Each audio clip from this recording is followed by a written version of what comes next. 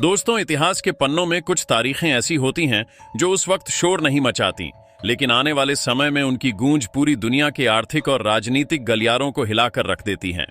और आज हम जिस विषय पर बात कर रहे हैं वह साल 2026 के उस ब्रिक्स शिखर सम्मेलन की नींव है, जो वैश्विक अर्थव्यवस्था के पूरे भूगोल और भविष्य को बदलने का दम रखता है।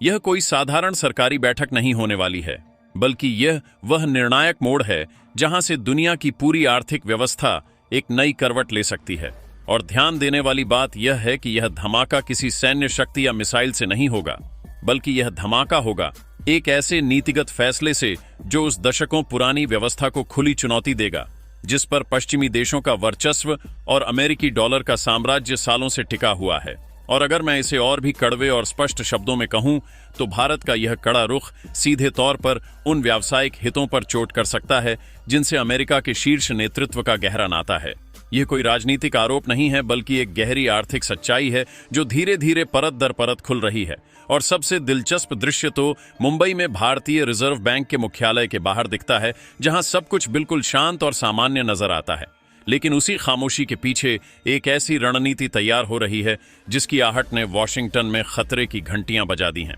आज सवाल यह नहीं रह गया है कि भारत आने वाले वक्त में क्या करेगा, बल्कि सवाल यह है कि भारत ने आखिर किस प्रस्ताव को अपनी सैद्धांतिक मंजूरी दे दी है कि अमेरिका का सबसे कद्दावर और भरोसेमंद चेहरा अचानक घबराकर आरबीआई के दरवाजे पर दस्तक देने पहुंच गया।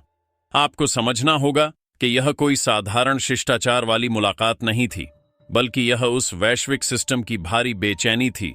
जो पहली बार अपनी पकड़ से चीजें बाहर जाते देख रहा है। क्योंकि जब खुद अमेरिका के भीतर आर्थिक तनाव अपने चरम पर हो और जब वहां का केंद्रीय बैंक राजनीतिक दबाव का सामना कर रहा हो, तो ऐसे नाजुक वक्त में भारत जैसे मजबूत आर्थिक शक्ति के केंद्रीय बैंक से गुहार लगाना उनकी मजबूरी बन गई है। कुछ समय पहले तक विश्लेषक यह कयास लगा रहे थे कि शायद भारत अमेरिकी खजाने के बांड घटा रहा है, लेकिन यह तो कहानी का बहुत पुराना हिस्सा है, क्योंकि असली घबराहट का कारण कुछ और है, जिसे अब जाकर पश्चिमी मीडिया ने ब्रिक्स डिजिटल मुद्रा का नाम दिया है। और संकेत अब बिल्कुल साफ हो चुके हैं कि भारतीय रिजर्व बैंक ने इस क्रांतिकारी विचार को न सिर्फ सुना है, बल्कि इसे धरातल पर उतारने की प्रक्रिया को हरी झंडी दे दी है। प्रधानमंत्री मोदी 2026 के इस ऐतिहासिक सम्मेलन में पूरी दुनिया के सामने एक ऐसा ठोस खाका पेश करने वाले हैं जो ब्रिक्स देशों की अपनी डिजिटल मुद्राओं को एक साझा नेटवर्क से जोड़ देगा।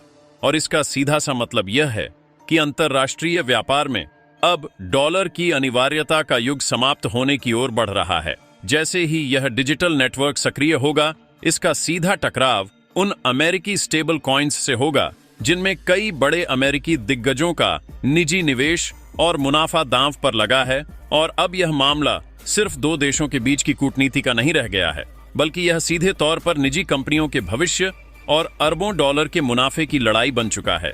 भारत का यह एक कदम उस पकड़ को ढीला कर रहा है जिसे अमेरिका ने दशकों से अपनी वित्तीय ताकत बना रखा था। और इसीलिए आरबीआई के एक कमरे में हुई चर्चा अमेरिका के लिए अस्तित्व का संकट बन गई है।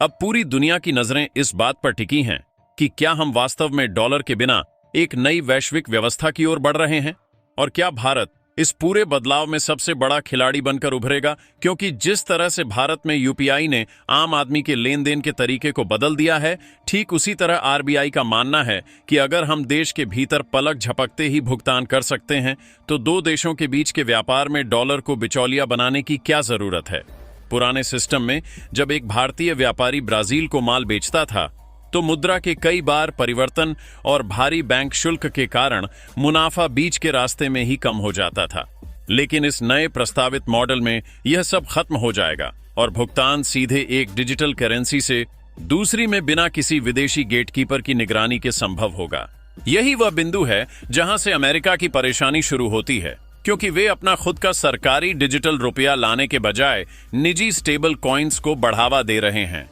ताकि नियंत्रण उनके हाथ में रहे। लेकिन भारत का मॉडल संप्रभुता और पारदर्शिता पर आधारित है, जो किसी परिवार या निजी संस्था के अधीन नहीं होगा। अमेरिका की चिंता इस बात को लेकर भी है कि भारत जैसे बड़े बाजार में अगर यह व्यवस्था सफल हो गई तो उनके द्वारा समर्थित निजी डिजिटल टोकन की मांग पूरी दुनिया में गिर जाएगी और यह उनके राष्ट्रीय सुरक्षा के लिए भी एक बड़ा खतरा माना जा रहा है। इसी बीच पाकिस्तान द्वारा चुपचाप अमेरिकी डिजिटल कंपनियों के साथ समझौता करना इस बात की पुष्टि करता है कि एक तरफ भारत अपनी शर्तों पर नई राह बना रहा है और दूसरी तरफ अमेरिका अन्य पड़ोसी देशों को अपने डिजिटल जाल में फंसाने की कोशिश कर रहा है। लेकिन भारत के इरादे अब बिल्कुल स्पष्ट हैं कि वह किसी भी दबाव के आगे झुकने वाला नहीं है। यह पूरी प्रक्रिया अब उस दौर में पहुंच गई है जहां से पीछे मुड़ना नामुमकिन है और 2026 का साल भारत की इस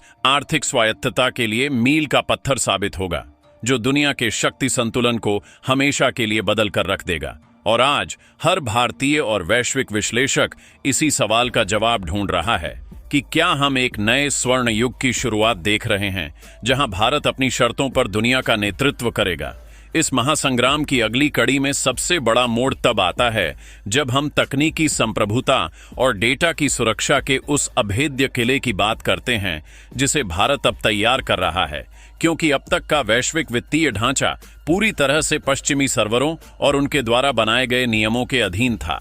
जहां हर छोटे से छोटे लेन देन की जानकारी वॉशिंगटन के पास पहुंच जाती थी। लेकिन भारतीय रिजर्व बैंक का यह नया डिजिटल आर्किटेक्चर इस डेटा गुलामी की जंजीरों को तोड़ने का पहला बड़ा प्रहार है और इसी कारण से ब्रिक्स देशों के बीच एक ऐसी साझा सुरक्षित पाइपलाइन बिछाने की तैयारी है जिसमें भारत का अपना क्रिप्टोग्राफिक सुरक्षा कवच इस्तेमाल होगा। इस पूरे घटनाक्रम का दूसरा सबसे गहरा पहलू वह मनोवैज्ञानिक युद्ध है जो इस वक्त वैश्विक बाजारों में लड़ा जा रहा है, जहां एक तरफ अमेरिकी रेटिंग एजेंसियां और उनके आर्थिक विशेषज्ञ इस भारतीय मॉडल को जोखिम भरा बताकर निवेशकों को डराने की कोशिश कर रहे हैं, वहीं दूसरी तरफ दक्षिण पूर्व एशिया और मध्य पूर्व के कई देश चुपचाप भारत के सीबीडीसी मॉडल का अध्ययन कर रहे हैं, क्योंकि वे भी जानते हैं कि भविष्य उस व्यवस्था का है जो प्रतिबंधों और किसी एक देश की सनक से मुक्त हो। और इसीलिए भारत का यह कदम सिर्फ ब्रिक्स तक सीमित नहीं रहने वाला है,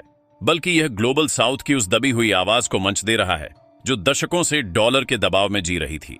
तीसरे स्तर पर अगर हम बात करें तो यह लड़ाई अब सीधे तौर पर उन बड़ी तकनीकी कंपनियों और सिलिकॉन वैली के दिग्गजों के खिलाफ है जो अपनी निजी डिजिटल मुद्राओं के जरिए दुनिया भर के बैंकिंग सिस्टम को दरकिनार करना चाहते थे, क्योंकि अगर भारत अपनी सरकारी डिजिटल करेंसी को सफल बना देता है तो यह निजी कंपनियों के उस सपने को हमेशा के लिए दफन कर देगा जिसमें वे खुद को सरकारों से ऊपर समझने लगी थीं। और यही वह कारण है कि वैश्विक मीडिया का एक बड़ा हिस्सा अचानक भारत की आर्थिक नीतियों की आलोचना में जुट गया है। लेकिन भारत ने अपनी मंशा साफ कर दी है कि राष्ट्रीय हित और आर्थिक आजादी के मामले में कोई समझौता नहीं किया जाएगा। चौथा और सबसे महत्वपूर्ण बिंदु यह है कि भारत का यह फैसला केवल कागजी दांवपेच नहीं है, बल्कि इसके पीछे एक विशाल बुनियादी ढांचा तैयार किया जा रहा है जिसमें भारत के हजारों इंजीनियर और वित्तीय विशेषज्ञ दिन रात एक ऐसी प्रणाली विकसित कर रहे हैं जो प्रति सेकंड लाखों लेन देन को बिना किसी विफलता के संसाधित कर सके।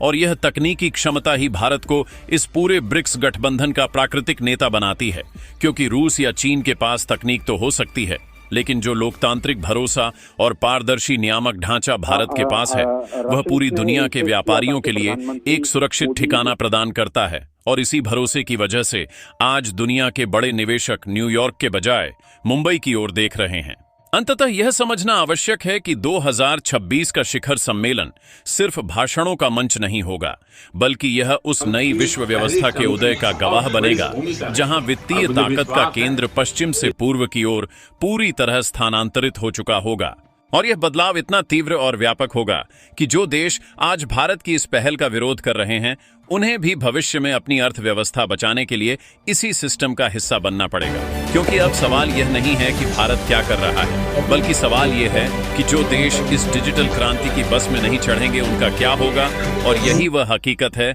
जिसने आज दुनिया के सबसे ताकतवर देशों की नींद उड़ा रखी है। इस आर्थिक युद्ध का 5वां अंक उस समय शुरू होता है जब हम वैश्विक सोने के भंडार और डिजिटल मुद्रा के बीच के उस गुप्त संबंध को देखते हैं जिसे भारत बहुत चतुराई से बुन रहा है, क्योंकि पश्चिमी दुनिया ने हमेशा कागजी डॉलर को सोने से ऊपर रखा, लेकिन अब ब्रिक्स देश अपनी इस नई डिजिटल मुद्रा को वास्तविक संपत्तियों और स्वर्ण भंडार से जोड़ने की योजना बना रहे हैं, जो इसे किसी भी अमेरिकी प्रतिबंध या मुद्रास्फीति के झटके से पूरी तरह सुरक्षित बना देगा। और यही वह मास्टर स्ट्रोक है जिससे अमेरिका की रातों की नींद उड़ गई है, क्योंकि अगर दुनिया को एक ऐसा विकल्प मिल गया जिसकी वैल्यू सिर्फ भरोसे पर नहीं बल्कि असली सोने पर टिकी हो, तो डॉलर की कागजी बादशाहत एक ही रात में ताश के पत्तों की तरह ढह सकती है। छठे चरण में यह लड़ाई अंतर्राष्ट्रीय कूटनीति के उन बंद कमरों में पहुंच चुकी है जहां अब गठबंधन सिर्फ सेनाओं के आधार पर नहीं बल्कि डिजिटल गेटवे के आधार पर बन रहे हैं।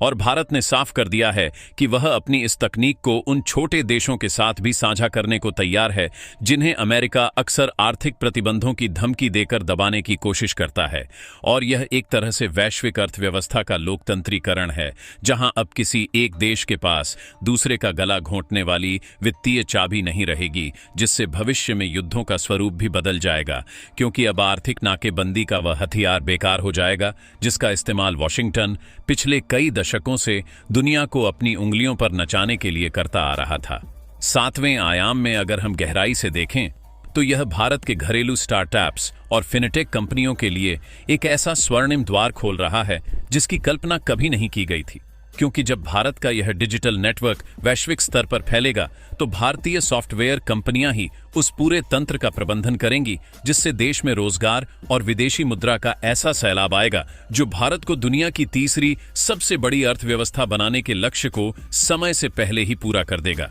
और यह भारत की उस आत्मनिर्भरता की असली जीत होगी जहां हम सिर्फ दुनिया के लिए सामान नहीं बनाएंगे बल्कि दुनिया के चलने का नियम और सॉफ्टवेयर भी हम ही तय करेंगे। और यही वह आत्मनिर्भर भारत का वह चेहरा है जिससे पूरी दुनिया आज सहमी हुई है। आठवीं सबसे बड़ी चुनौती उन पारंपरिक बैंकिंग दिग्गजों और वैश्विक संस्थाओं जैसे अंतर्राष्ट्रीय मुद्रा कोष और विश्व बैंक के लिए पैदा होने वाली है, जिनका अस्तित्व ही डॉलर आधारित कर्ज व्यवस्था पर टिका हुआ है। क्योंकि जब ब्रिक्स का यह नया वित्तीय तंत्र पूरी तरह चालू हो जाएगा तो विकासशील देशों को कर्ज के लिए इन संस्थाओं की कठोर शर्तों के सामने झुकने की जरूरत नहीं पड़ेगी और वे अपनी ही डिजिटल मुद्रा में आपस में निवेश और विकास कार्य कर सकेंगे, जिससे वैश्विक कर्ज का पूरा ढांचा ही बदल जाएगा। और यह पश्चिमी प्रभुत्व वाली संस्थाओं के लिए एक ऐसा अंत होगा जिसे वे कभी स्वीकार नहीं करना चाहते थे, लेकिन भारत के बढ़ते कदमों ने उन्हें अब समझौता करने की मेज पर आने के लिए मजबूर कर दिया है। नौवें और अंतिम निष्कर्ष के रूप में हमें यह समझना होगा कि यह संघर्ष सिर्फ 2026 तक सीमित नहीं है, बल्कि यह आने वाली पूरी सदी के भाग्य का फैसला करने वाला है। क्योंकि जिस तरह ब्रिटिश पाउंड को हटाकर डॉलर आया था, आज वही इतिहास खुद को दोहराने की दहलीज पर खड़ा है। और इस बार नेतृत्व किसी पश्चिमी शक्ति के हाथ में नहीं बल्कि भारत के हाथों में है, जो वसुधैव कुटुंबकम की भावना के साथ एक ऐसी न्यायपूर्ण व्यवस्था की बात कर रहा है जहां हर देश की मुद्रा का सम्मान होगा और किसी एक का एकाधिकार नहीं चलेगा। और यही वह नया भारत है जो न सिर्फ अपने लिए बल्कि पूरी दुनिया की आर्थिक भलाई के लिए एक ऐसा निर्भीक कदम उठा चुका है जिसकी गूंज अब युगों युगों तक सुनाई देगी। 10वें चरण की यह कहानी तब और भी रोमांचक हो जाती है जब हम ऊर्जा के वैश्विक खेल और पेट्रो डॉलर के अंत की बात करते हैं, क्योंकि अब तक दुनिया का अधिकांश तेल और गैस सिर्फ डॉलर में खरीदा जाता था, जिसने अमेरिकी मुद्रा को एक कृत्रिम मजबूती दे रखी थी। लेकिन भारत अब ब्रिक्स के मंच से एक ऐसा अभेद्य गलियारा तैयार कर रहा है जहां खाड़ी देश और रूस जैसे ऊर्जा के बड़े स्रोत अपनी डिजिटल मुद्रा में भुगतान लेने को तैयार हो रहे हैं। और यह कदम सीधे तौर पर उस अमेरिकी आधिपत्य की कमर तोड़ देगा जो केवल इस बात पर टिका था कि पूरी दुनिया को ऊर्जा खरीदने के लिए डॉलर की जरूरत पड़ती है। और जैसे ही यह अनिवार्यता खत्म होगी, वॉशिंगटन का वह वित्तीय दबाव हमेशा के लिए बेअसर हो जाएगा जो उसने दुनिया की अर्थव्यवस्थाओं पर बना रखा था। 11वें पहलू में हमें उन खुफिया रिपोर्टों पर गौर करना होगा जो बताती हैं कि किस तरह पश्चिमी ताकतें भारत के भीतर इस डिजिटल क्रांति के खिलाफ एक नैरेटिव सेट करने की कोशिश कर रही हैं, ताकि देश के भीतर ही संदेह पैदा किया जा सके। लेकिन भारतीय रिजर्व बैंक और सरकार की अटूट इच्छा शक्ति ने यह स्पष्ट कर दिया है कि यह मिशन अब किसी भी आंतरिक या बाहरी अवरोध से रुकने वाला नहीं है, क्योंकि भारत ने अपनी डिजिटल संप्रभुता को राष्ट्रीय सुरक्षा के बराबर का दर्जा दे दिया है।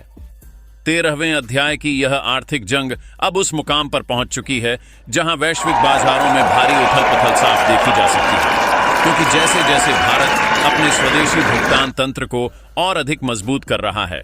वैसे वैसे उन विदेशी वित्तीय बिचौलियों का अस्तित्व खतरे में पड़ गया है जो दशकों से बिना कुछ किए केवल कमीशन के नाम पर विकासशील देशों की कमाई का एक बड़ा हिस्सा हड़प लेते थे। दोस्तों, इस पर अपनी राय कमेंट बॉक्स में जरूर बताएं। इसी तरह की और भी नॉलेजेबल वीडियो देखने के लिए हमारे चैनल TND न्यूज को सब्सक्राइब जरूर कीजिएगा। धन्यवाद।